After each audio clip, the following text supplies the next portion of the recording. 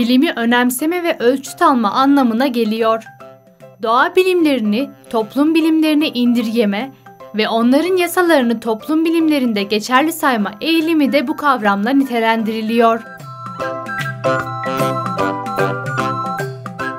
Evet değerli izleyiciler, kavramlar dünyasındaki bu seferki adresimiz bilimcilik.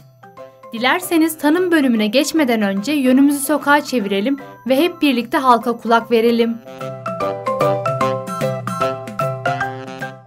Bilimcilik felsefeye dayalı, bilime dayalı, araştırmaya dayalı olarak bilime ön veren, araştırmalara ön veren adlı bir çalışma diyelim. O şekilde.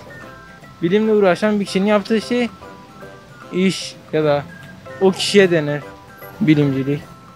Bir ilerim falan. Bilimcilik yani çağrıştırma olarak düşünsem bilim her yerde var. Kimya dalında olsun, fizik dalında olsun, teknoloji alanında. Yani bilimin örneği olarak mesela ne diyebiliriz? Şimdi telefonun icadı bir bilimdir. Bilim örneğidir. En büyük örneklerinden hepimiz kullanıyoruz şu an. Onun dışında bilim her yanımıza çıkabiliyor işte. Öyle. Bilimcilik bence bilime karşı çıkmayan insanlara karşı söyleniyor. Bilimcilik deney, gözlem ilgili olaylar inceleyen bir daldır. Bilimle uğraşmaya diyebiliriz bilimcilik. Yeni keşifler, hayata karşı yeni şeyler keşfederek daha modernleşme. Bu tür şeyler yani. Deney gözlemle uğraşan insanlara denilir. Bilimcilik birisinin kendi fikrini ortaya atması, kendi fikri hakkında beyan vermesi yani. En azından kendi fikrini oluşturması diyelim. Bilimle ilgilenen bilim dalı mı? Bilim deney gözlem yapan bilim dalıdır işte. Bilimcilik bence kişinin merakı konusundaki yaptığı araştırmalardır yani. Bilimsel deneyler sonucu yaptığı araştırmalar. Bilimcilik bence de arkadaşımın dediği gibi yeni keşifler bulmak, hayata karşı olan yeni buluşlar, yenilik yani. Bilimcilik yenilik bence. Ya, teknoloji bir ilerlemedir yani. Teknoloji anlamında yapılan ilerlemelere genel olarak biz bilim diyoruz yani. Bilemeyeceğim. Bilimcilik bence insanların dünya hakkında, yani dünya için, insanlar için yaptığı bir takım çalışmalar. Bilimcilik bence benim açımdan düzen bir şeklinde olan bir şeydir. Misal kitaba bakıyorsun, her şey düzenli bir şekilde verilmiş.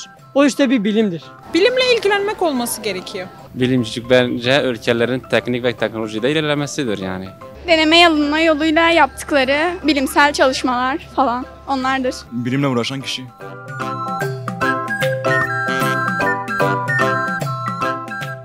Bilimcilik nedir sorumuza verilen cevaplar böyleydi. Mikrofon uzattığımız insanlar bu kavramı kendi pencerelerinden farklı terimlerle açıkladı. Sırada tanım bölümümüz var. Bakalım verilen cevaplar ne kadar doğru ve bilimcilik kavramının temel tanımı ne?